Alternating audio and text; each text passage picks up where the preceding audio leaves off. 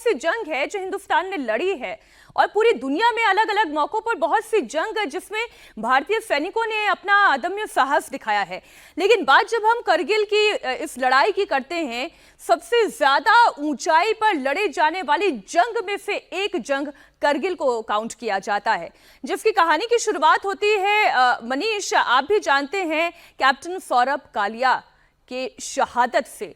आज एक बार फिर से उन्हें याद करने का मौका है कि इस बेदर्दी के साथ पाकिस्तान के सैनिकों ने उनके साथ बर्ताव किया। हम सैनिक कहें या उन्हें आतंकी कहें, हालांकि उनके इरादे कैसे पस्त हुए वो तस्वीरें भी हमने देखी। आज उसी की गाथा को हम गा रहे हैं।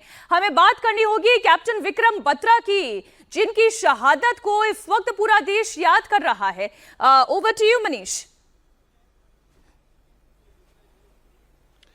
ये शूरवीरता और आप ये समझ लीजिए देश के वीरों का दिन है और इसीलिए आज कारगिल विजय दिवस मनाया जाता है। सबसे पहले शुरुआत 2 मई 1999 की है, जब एक गारकौन गांव में एक चरवाहा था जिसका नाम था ताशी नामग्याल। मीनाक्षी, उस ताशी नामग्याल ने जब वो अपने भेड़ बकरियों को चरा रहा था, उस दौरान देखा कि ऊंची चोटियों के ऊपर सफेद कपड़े पहनकर पाकिस्तानी घुसपैठिए हैं। क्योंकि उस जगह पर विंटर पोस्ट थी, वैकेट कर दी गई थी और इसीलिए उनका होना यहां पर संदिग्ध गतिविधि थी।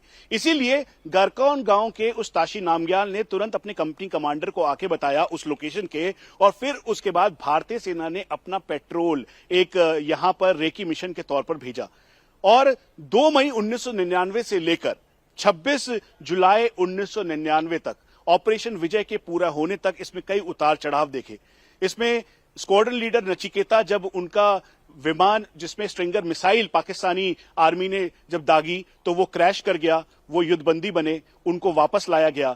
साथ में कैप्टन सौरभ कालिया का सबसे पहला पेट्रोल जब गया रेकी मिशन के तौर पर, उनके साथ बर्बरता की गई।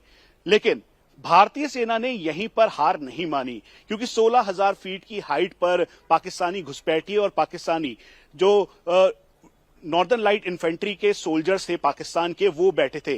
वो आतंकियों के रूप में थे, घुसपैठियों के रूप में थे। उनके पास स्ट्रिंगर मिसाइल थी, असला था और सब कुछ मौजूद था। और फिर शुरुआत हुई ऐसी लड़ाई की जिसमें पहली बार ये कहा गया कि भारत और पाकिस्तान आमने सामने की वॉर में हैं। और तत्कालीन प्रधानमंत्री अटल बिहारी वाजपेयी ने इस बात को कहते हुए सब जगह इस बात को बताया कि पाकिस्तानी घुसपैठिए नहीं, बल्कि ये पाकिस्तानी रेगुलर सोल्जर्स हैं, जिन्होंने भारतीय सीमा के अंदर जो म्यूचुअल अंडरस्टैंडिंग के साथ वैकेटेड पोस्ट थी वहां पर आकर अपने आप को तैनात किया है। पीछे से उनको आर्टिलरी सपोर्ट मिल रहा था, क्योंकि वो चोटियों पर मौजूद थे। मशको, बटाले, कालूबार, उसके अलावा टाइगर हिल, राइनो कॉम्प्लेक्स, फिर उसके साथ साथ बत्रा टॉप, ये तमाम वो चोटियां थी जो हर एक जगह पर वीर गाथाएं हैं उन जवानों की जिन्होंने अदम्य साहस और शौर्य का परिचय दिया। टाइगर हिल की लड़ाई से पहले तोलोलिंग का जिक्र करना जरूरी है, जब कर्नल रविंद्रन ने अपने शूरवीरों को कहा, 90 जवानों को लॉन्च किया और कहा कि अगले दिन मैं आकर चाय सुबह